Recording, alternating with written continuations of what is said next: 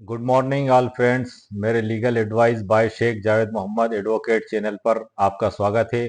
आज का हमारा टाइटल है नोटरीकृत वर्सेस पंजीकृत वसीयत कौन सी बेहतर है। इसको समझने के लिए हमें कुछ कानूनों को समझना होगा, जिसमें भारतीय उत्तराधिकार अधिनियम 1925 है, नोटरी एक्ट 1952 है, रजिस्ट्रेशन एक्ट 1908 है और भारतीय साक्ष्य अधिनियम 2023 है। इन चारों कानूनों में जो हमारा आज का टाइटल है, इसके बारे में महत्वपूर्ण जानकारियां दी गई हैं। सबसे पहले हम ये समझ लेते हैं कि नोटरीकृत वसीयत क्या है और पंजीकृत वसीयत क्या है। नोटरीकृत वसीयत नोटरी वकील साहब के समक्ष प्रस्तुत की जाती है। इसमें नोटरी वकील साहब का सबसे महत्वपूर्ण कार्य ये होता है कि उनको ये देखना होता है कि जो वसीयत करता है वो वही व्यक्ति है जिसके द्वारा दस्तखत किए जा रहे हैं, जिसने वसीयत की है, कोई अन्य व्यक्ति तो नहीं है। इसकी जांच उनके द्वारा की जाती है। कई बार ऐसा भी होता है कि नोटरी वकील साहब के समक्ष वसीयत लाई जाती है और वसीयतकर्ता तो घर पे बीमार पड़ा रहता है और उसकी जगह कोई अन्य व्यक्ति उपस्थित होकर दस्तखत करके नोटरी वकील साहब को गुमराह करने की कोशिश करता है। तो ऐसी स्थिति में नोटरी वकील साहब का ये कर्तव्य है, ये ड्यूटी है कि वो सबसे पहले इस बात की जांच करें कि वसीयतकर्ता जो दस्तखत कर रहा है वही असली व्यक्ति है, कोई नकली व्यक्ति बनकर तो नहीं आ गया है, फर्जी व्यक्ति बनकर तो नहीं आ गया है। दो गवाह उसमें आवश्यक होते हैं, जिनके भी दस्तखत नोटरी वकील साहब के समक्ष लिए जाते हैं। नोटरी रजिस्टर में दस्तखत लिए जाते हैं, उस पर विधि अनुसार सीलें लगाई जाती हैं और उस पर सीरियल क्रमांक अंकित किया जाता है। तो इस प्रकार से इस वसीयत का निष्पादन नोटरी वकील साहब के द्वारा विधि अनुसार किया जाता है, इसका रिकॉर्ड रखा जाता है। तो ये नोटरी वसीयत जो नोटरी वकील साहब के द्वारा की जाती है उसे नोटरीकृत वसीयत कहते हैं। इसी प्रकार से जो पंजीकरण वसीयत होती है वो सब रजिस्ट्रार और रजिस्ट्रार कार्यालय में की जाती है। ये रजिस्ट्रेशन एक्ट 1908 की धारा 17 के तहत इसका पंजीकरण आवश्यक नहीं है, लेकिन रजिस्ट्रेशन एक्ट 1908 में दिए गए प्रावधानों के तहत रजिस्ट्रार साहब या सब रजिस्ट्रार साहब वसीयत को पंजीकृत करते हैं। वर्तमान में मध्य प्रदेश में मैं आपको एक उदाहरण के तौर पर बता रहा हूँ, MPIGR की साइट है, यह हर स्टेट में अलग अलग बनाई गई है। उस पर दस्तावेज अपलोड पहले कर दिए जाते हैं, स्लॉट बुकिंग होता है और जिस दिनांक को स्लॉट बुकिंग होता है उस तारीख को रजिस्ट्रार महोदय के समक्ष या सब रजिस्ट्रार महोदय के समक्ष उपस्थित होकर वसीयतकर्ता और गवाहों को अपने डिजिटल सिग्नेचर और डिजिटल फोटो खिंचवाना होते हैं। उसके बाद ये रजिस्टर्ड वसीयत संपूर्ण रूप से निष्पादित हो जाती है। रजिस्टर्ड वसीयत, जिसको पंजीकृत वसीयत भी कहते हैं, ये अगर आपके द्वारा पंजीकृत करवाई जाती है तो इसका सबसे बड़ा फायदा ये मिलता है कि ये एक पब्लिक डॉक्यूमेंट्स के रूप में गवर्नमेंट की साइट पर हमेशा उपलब्ध रहती है। यदि कभी आपके पास से ओरिजिनल वसीयत कहीं गुम जाती है, खो जाती है या नष्ट हो जाती है, तब ऐसी दशा में आप गवर्नमेंट साइट से MPIGR जो वर्तमान में मध्य प्रदेश में है, मैं आपको एक उदाहरण के तौर पर बता रहा हूँ, हर स्टेट में अलग अलग है, वहां पे आप विधि अनुसार शुल्क भरकर उसकी प्रमाणित कॉपी को प्राप्त कर सकते हैं और ये एक पब्लिक दस्तावेज के रूप में हमेशा गवर्नमेंट साइट पर उपलब्ध रहती है। लेकिन नोटरीकृत वसीयत में ऐसा नहीं होता है, उसके लिए कोई ऑनलाइन व्यवस्था नहीं है, उसे नोटरी वकील साहब को अपने पास रखना होता है और एक कॉपी जो है वसीयतकर्ता के पास रखी जाती है। लेकिन इसमें सबसे महत्वपूर्ण बात यह होती है कि यदि रजिस्टर्ड वसीयत करवाई जाती है तो उसका महत्व और मूल्य नोटरीकृत वसीयत से ज़्यादा इसलिए माना जाता है क्योंकि वो गवर्नमेंट साइट पर हमेशा बतौर साक्ष्य के रूप में उपलब्ध रहती है और रजिस्ट्रार महोदय जो कि एक गवर्नमेंट ऑफिसर होते हैं वो उनके द्वारा इसको किया जाता है। और नोटरीकृत वसीयत में नोटरी वकील साहब जो कि एक पब्लिक ऑफिसर होते हैं उनके द्वारा इसको सत्यापित किया जाता है। सुप्रीम कोर्ट के द्वारा इसमें यह बताया गया है कि महज पंजीकरण कराने से ही वसीयत वैध नहीं हो जाती है। मतलब वसीयत को वैध करने के लिए सिर्फ पंजीकरण कराना ही पर्याप्त नहीं है, आपको वसीयत को साक्ष्य से प्रमाणित भी करना होगा। इसके लिए भारतीय साक्ष्य अधिनियम 2023 की धारा 68 सबसे महत्वपूर्ण है, जिसमें बताया गया है कि ऐसे दस्तावेज के निष्पादन का साबित किया जाना जिसका अनुप्रमाणित होना विधि द्वारा अपेक्षित है। मतलब दस्तावेज को एक सक्षम साक्षी के द्वारा दो गवाहों के द्वारा प्रमाणित किया जाना चाहिए। अगर आपने उसमें गवाहों को प्रमाणित नहीं करवाया तो ये धारा 68 वर्तमान में धारा 67 है। ये पूर्व में जो भारतीय साक्ष्य अधिनियम 1872 था उसमें धारा 68 दी हुई है, और वर्तमान में जो भारतीय साक्ष्य अधिनियम 2023 है उसमें इस धारा को संशोधित करके तब्दील करके 67 बना दिया गया है। तो इसके तहत उसका अनुप्रमाणित होना जरूरी है। यदि वो अनुप्रमाणित नहीं होगी तो वैध वसीयत नहीं मानी जाएगी। एक और सबसे महत्वपूर्ण जानकारी मैं आपको बता देता हूं कि भारतीय उत्तराधिकार अधिनियम 1925 और रजिस्ट्रेशन एक्ट 1908, इन दोनों में एक बात समान रूप से बताई गई है कि वसीयत का पंजीकृत करवाना आवश्यक नहीं है। भारतीय उत्तराधिकार अधिनियम में भी ये बताया गया है कि वसीयत का नोटरीकृत करवाना या पंजीकरण करवाना आवश्यक नहीं है। उसी प्रकार से रजिस्ट्रेशन एक्ट 1908 में भी धारा 17 भी आई, जिसको हम धारा 6 भी, धारा 17 की उपधारा 2 की उपधारा 6 में ये बताया गया है कि वसीयत का पंजीकरण आवश्यक नहीं है, एक स्वैच्छिक है। यदि वो चाहता है तो उसका पंजीकरण करवाए और नहीं चाहता है तो नहीं करवाए। करवाने से उसका साक्षिक मूल्य बढ़ जाता है, वसीयत संदेह से परे होती है। वसीयत को घर पर एक सादे कागज पर लिखकर भी तैयार किया जा सकता है, लेकिन उसमें वसीयत के सभी नियमों का पालन किया जाना आवश्यक है, जिसको मैंने कंप्यूटर स्क्रीन पर आपके लिए अपलोड करके भी रखा है।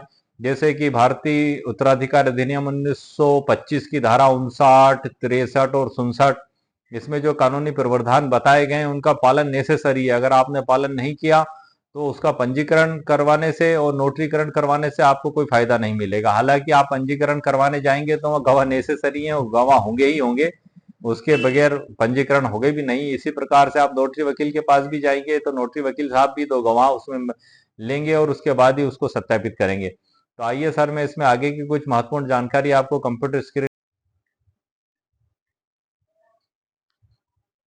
जैसा कि सर आप कंप्यूटर स्क्रीन पर देख रहे हैं, नोटरीकृत वसीयत न्यायालय में मान्य है।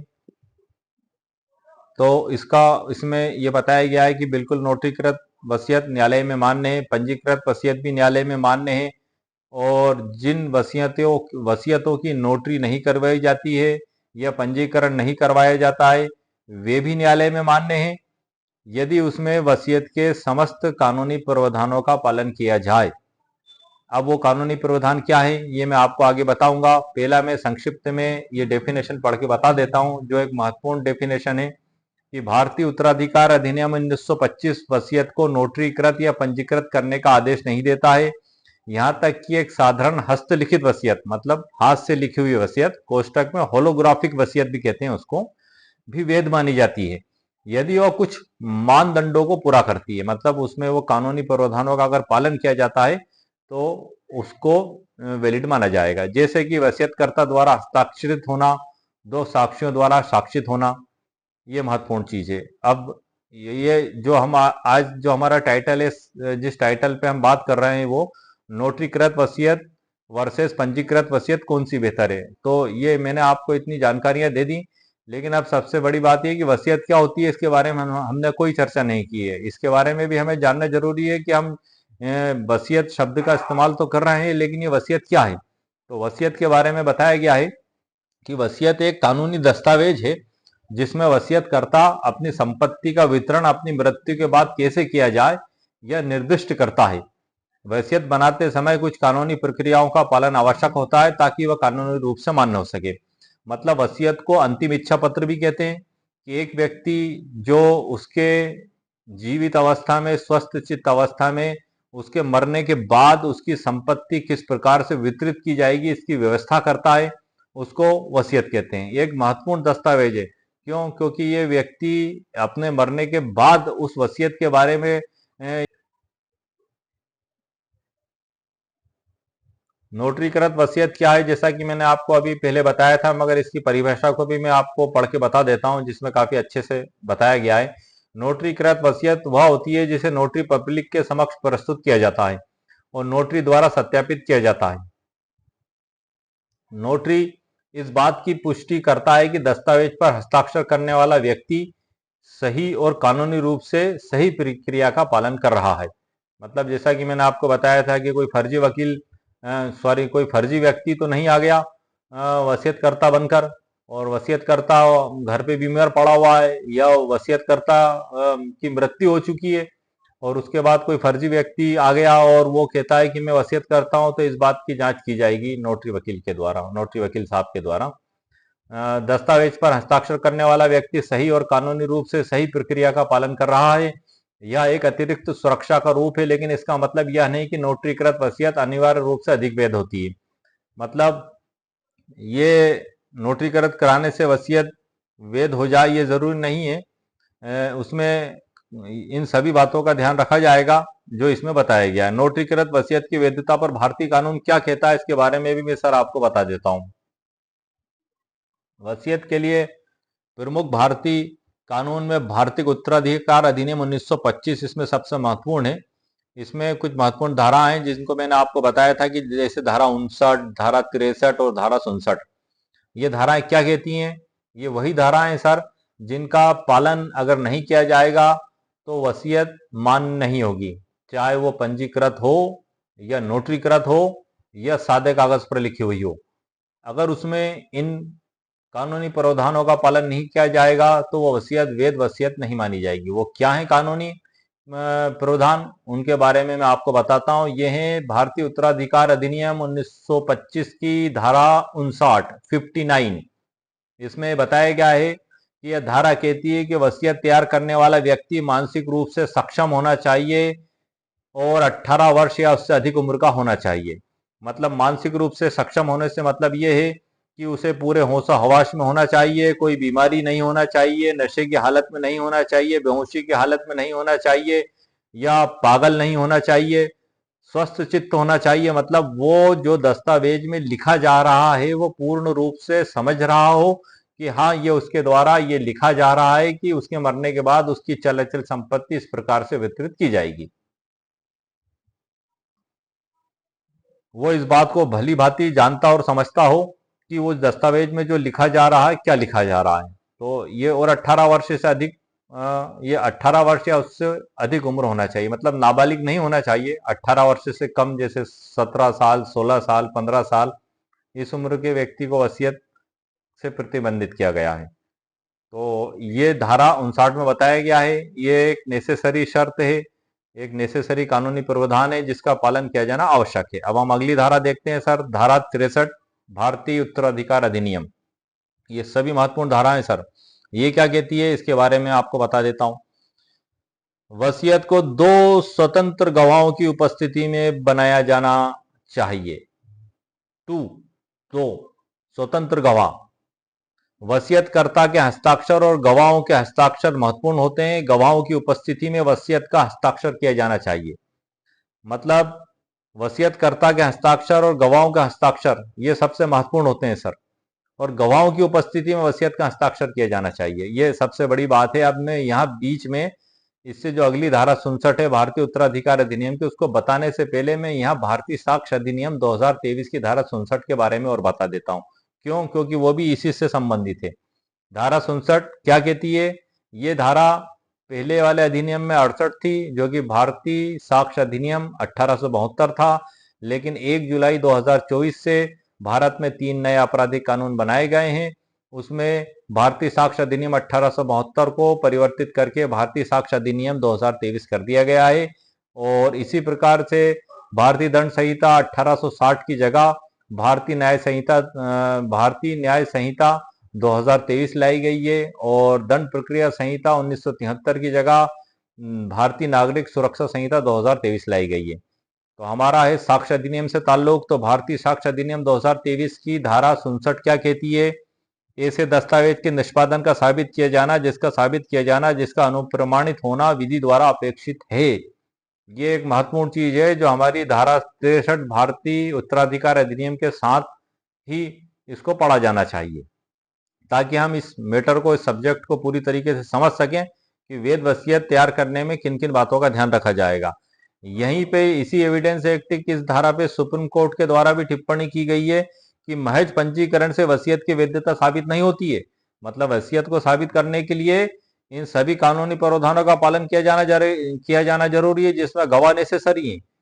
सबसे महत्वपूर्ण है गवाह। अगर आप गवाह से उसको प्रमाणित नहीं करते हैं तो वसीयत प्रमाणित नहीं मानी जाएगी।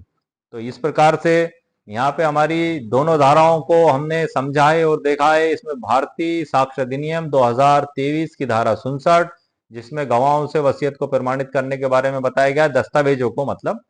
और इसी प्रकार से धारा 63 भारतीय उत्तराधिकार अधिनियम की ये भी ये कहती है कि दो स्वतंत्र गवाहों की उपस्थिति में इसको किया जाना चाहिए।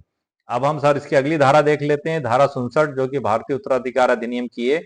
वसीयत पर हस्ताक्षर या अंगूठे का निशान स्पष्ट रूप से वसीयतकर्ता द्वारा किया जाना चाहिए और यह गवाहों के सामने होना चाहिए। मतलब जो वसीयतकर्ता के द्वारा जो दस्तखत किए जाएंगे वो स्पष्ट होना चाहिए और वो गवाहों की उपस्थिति में किया जाना चाहिए वसीयतकर्ता के द्वारा। तो इस प्रकार से सर ये 3 धाराएं हैं जो मैंने आपको बताई। भारतीय उत्तराधिकार अधिनियम की धारा नंबर 1 59, नंबर 2 63 और नंबर 3 67। 59 स्वस्थ चित्त मस्तिष्क का होना चाहिए, 18 साल से ऊपर होना चाहिए, 18 साल। धारा 63 वसीयत 2 स्वतंत्र गवाहों की उपस्थिति में होना चाहिए, वसीयतकर्ता का उन गवाहों के सामने दस्तखत किया जाना चाहिए। नंबर 67 वसीयत पर हस्ताक्षर और अंगूठे स्पष्ट होना चाहिए, वसीयत द्वारा किया जाना चाहिए और गवाहों के सामने किया जाना चाहिए। ये सबसे महत्वपूर्ण बात है। क्यों? क्योंकि वसीयत तो हस्तलिखित भी हो सकती है, लेकिन उसमें यदि ये कानूनी प्रावधानों का पालन नहीं किया गया भारतीय उत्तराधिकार अधिनियम 1925 के, तो वसीयत वैध नहीं मानी जाएगी।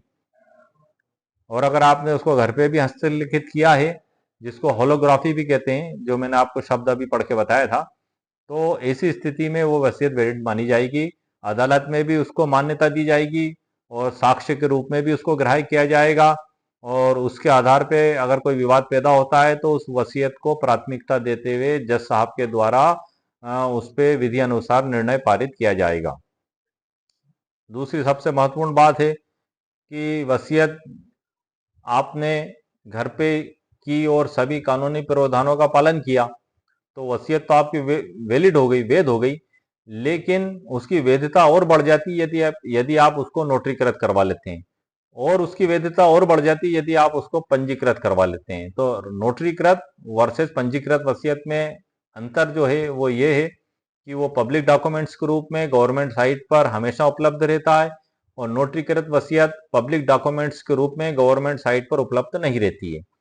नोटरी के खो जाने, नष्ट हो जाने या किसी भी प्रकार से कहीं गिर जाने की दशा में आप उसकी प्रमाणित कॉपी, पंजीकृत वसीयत की प्रमाणित कॉपी गवर्नमेंट साइट से ऑनलाइन पेमेंट का शुल्क, रसीद शुल्क जो लगता है भरकर उसकी कॉपी प्राप्त कर सकते हैं।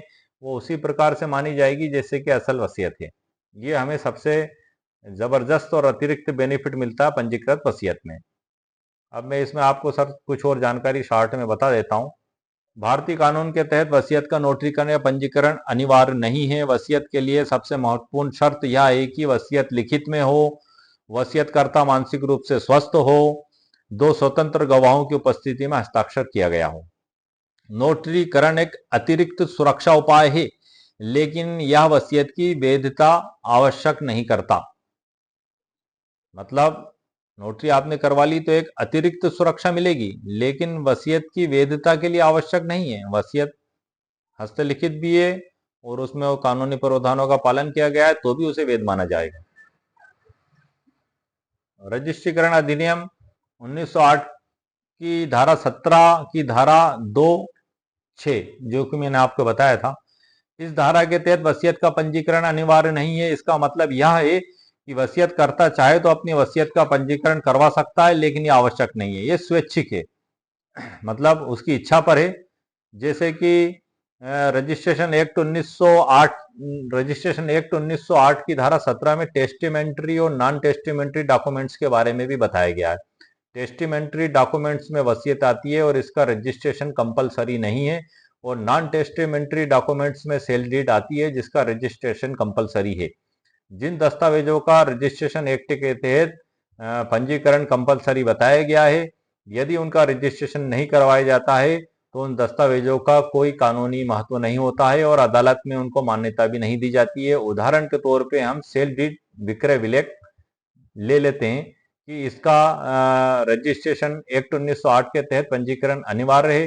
यदि कोई व्यक्ति विक्रय विलेख का पंजीकरण नहीं करवाते हुए नोटरी वकील महोदय से नोटरी करवा लेता है और अपने पास रख लेता है, तो उससे उसे कोई कानूनी अधिकार प्राप्त नहीं होते हैं। वह सालों साल रखा रहता है। जब विवाद पैदा होता है, अदालत में मुकदमा जाता है, तो अदालत ऐसे दस्तावेजों को कानूनी मान्यता नहीं देती है और नोटरी वकील साहब के भी द्वारा ऐसे दस्तावेजों की नोटरी नहीं की जाती है, जिन दस्तावेजों को रजिस्ट्रेशन एक्ट 1908 की धारा 17 के तहत रजिस्ट्रेशन किया जाना कंपलसरी किया गया है। नोटरी वकील साहब के द्वारा उनकी नोटरी नहीं की जाएगी। तो इस प्रकार से पंजीकरण वसीयत की सुरक्षा को बढ़ा सकता है और बाद में कानूनी विवादों से बचा सकता है। मतलब कोई विवाद पैदा होते हैं तो पंजीकृत वसीयत को हम सर्टिफाइड कॉपी भी ले सकते हैं, कोर्ट में प्रस्तुत भी कर सकते हैं, एक पब्लिक दस्तावेज के रूप में उपस्थित भी रहता है। अब इसमें सर जो है कि नोटरीकृत वसीयत अदालत में मान्य होती है। बिल्कुल होती है सर। सिंपल वसीयत जो हाथ से घर पे लिखी गई है लेकिन कानूनी प्रावधानों के तहत लिखी गई है, वो भी अदालत में मान्य होती है। पंजीकृत वसीयत वो भी अदालत में मान्य होती है। तीनों प्रकार की वसीयतें अदालत में मान्य होती हैं। उसमें सबसे महत्वपूर्ण है कि उनमें इन कानूनी प्रावधानों का पालन किया जाए जो मैंने अभी आपको बताया है।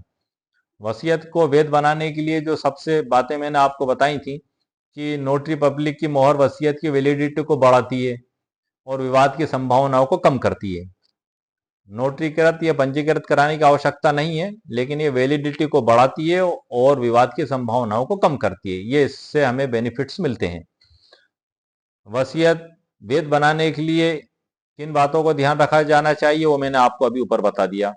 अगर वसीयत किसी तरह के, ये सबसे महत्वपूर्ण बात है सर, अनुचित प्रभाव के तहत बनाई गई है तो उसे अदालत में चुनौती दी जा सकती है। उदाहरण के लिए, अगर वसीयत बनाने के लिए वसीयतकर्ता को धोखा दिया गया है या उसे जबरदस्ती वसीयत बनाने के लिए मजबूर किया गया है, तो अदालत उसे रद्द कर सकती है। तो इस प्रकार से ये एक महत्वपूर्ण जानकारी है। तो इस प्रकार से सर ये एक महत्वपूर्ण जानकारी जो मैंने आपको दी है, नोटरीकृत वर्सेस पंजीकृत वसीयत कौन सी बेहतर है, ये आज हमारा आज के दिन का टाइटल है।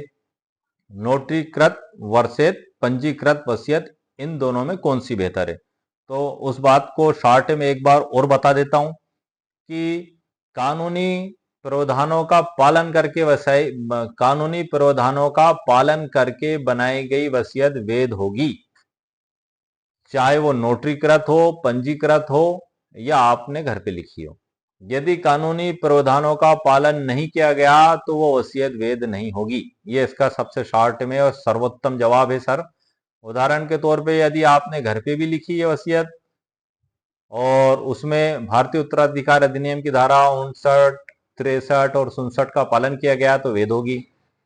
नोटरी वकील साहब के समक्ष उसको सत्यापित करवाया है, उसमें भी भारतीय उत्तराधिकार अधिनियम की धारा 59, 63 और 67 का पालन किया गया है, वसीयत वैध होगी।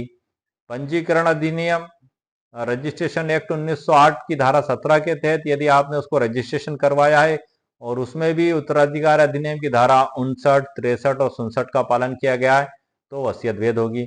59, 63 और 67 क्या कहती है, स्वस्थ चित्त मस्तिष्क का होना चाहिए, 18 साल का बालिग होना चाहिए, 2 स्वतंत्र गवाह होना चाहिए। ये सभी कानूनी प्रावधानों का और वसीयतकर्ता का गवाहों के सामने दस्तखत किया जाना चाहिए। और इसमें आगे ये भी बताया गया है कि बगैर किसी डर दबाव के होना चाहिए, कोई धोखाधड़ी नहीं होना चाहिए। तो ये जो वसीयत अगर इन कानूनी प्रावधानों के तहत की जाएगी तो वैध मानी जाएगी। तो नोटरीकृत और रजिस्ट्रीकृत वसीयत में क्या डिफरेंस है सर, वो डिफरेंस ये है कि नोटरीकृत वसीयत नोटरी वकील साहब के द्वारा सत्यापित की जाती है और पंजीकृत वसीयत रजिस्ट्रेशन एक्ट 1908 की धारा 17 के तहत रजिस्ट्रार या सब रजिस्ट्रार महोदय के समक्ष निष्पादित की जाती है, जो कि वर्तमान में ऑनलाइन व्यवस्था इसमें उपलब्ध कर दी गई है मध्य प्रदेश गवर्नमेंट के द्वारा MPIGR साइट पर। और हर स्टेट में ये अलग अलग नाम से है। उस पर पहले ही दस्तावेज अपलोड हो जाते हैं, स्लॉट बुक होता है, वहाँ उपस्थित होकर डिजिटल सिग्नेचर और फोटो उनके लिए जाते हैं। तो इस प्रकार से सर मैंने आपको आज जो हमारा टाइटल है उसके बारे में संपूर्ण और मुकम्मल कानूनी जानकारी प्रदान कर दी है कि नोटरीकृत और पंजीकृत वसीयत कौन सी बेहतर है, वर्सेस पंजीकृत वसीयत में कौन सी बेहतर है। तो इसका मैंने आपको मुकम्मल जवाब दे दिया है कि बेहतर वही है जिसमें कानूनी प्रावधानों का पालन किया जाए। अगर कानूनी प्रावधानों का पालन नहीं किया गया तो वो वसीयत बेहतर नहीं होगी। बेहतर वही होगी जो कानूनी प्रावधानों के तहत की जाए। क्यों? क्योंकि कानूनी प्रावधान का पालन उसमें नेसेसरी है, जो भारतीय उत्तराधिकार अधिनियम में दिया गया है, और भारतीय साक्ष्य अधिनियम की धारा 67 का पालन उसमें किया गया है, और नोटरी एक्ट 1952 के तहत उसको निष्पादित किया गया वकील साहब के द्वारा। तो इस प्रकार से ये चारों कानून, जो कि नोटरी एक्ट 1952 है, भारतीय साक्ष्य अधिनियम 2023 है, रजिस्ट्रेशन एक्ट 1908 है, और इसके अलावा भारतीय उत्तराधिकार अधिनियम 1925 है, इन चारों कानूनों का पालन करते हुए जो वसीयत अगर आपके द्वारा तैयार की जाएगी तो वैध होगी। बेहतर या ना बेहतर होने का तो प्रश्न ही उत्पन्न नहीं होता है सर, क्योंकि सभी में अगर कानूनी प्रावधानों का पालन नहीं किया गया तो मान्य नहीं होगी। तो सबसे महत्वपूर्ण चीज है कि बेहतर कौन सी होगी, जिसमें कानूनी प्रावधानों का पालन किया जाएगा। और यदि कानूनी प्रावधानों का पालन करके आपने उसको घर पे ही तैयार कर ली है और यदि आप उसकी नोटरी करा लेते हैं तो वो और बेहतर हो जाती है। उसकी जो संदिग्धता है वो कम हो जाती है, उसकी सत्यता पर जो प्रश्न चिन्ह लगता है वो कम हो जाता है। आपने यदि उसको पंजीकरण करवा लिया तो वो और बेहतर हो जाती है, क्योंकि गवर्नमेंट साइट पे उसका रिकॉर्ड आपको हमेशा उपलब्ध रहता है। घूमने, नष्ट होने, जल जाने की दशा में आप शुल्क जमा करके उस पर हमेशा प्राप्त कर सकते हैं। नोटरी वकील साहब के समक्ष ऐसा कोई ऑनलाइन पोर्टल मौजूद नहीं है जहां से नोटरीकृत वसीयत को ऑनलाइन प्राप्त किया जा सके, इसलिए पंजीकरण और बेहतर हो जाता है। और कानूनी प्रावधानों का पालन उससे पहले है। सर्वप्रथम कानूनी प्रावधानों के तहत बनी जाए, अगर आपने बना लिए तो उसकी बाद सेकंड स्टेप आएगी नोटरीकृत वसीयत, और उसके बाद आएगी पंजीकृत वसीयत। तो इस प्रकार से उम्मीद है सर आपको जो मैंने टाइटल है और जो हमारा आज का थंबनेल है उसके बारे में मुकम्मल जानकारी दे दी है, कानूनी जानकारी दे दी है।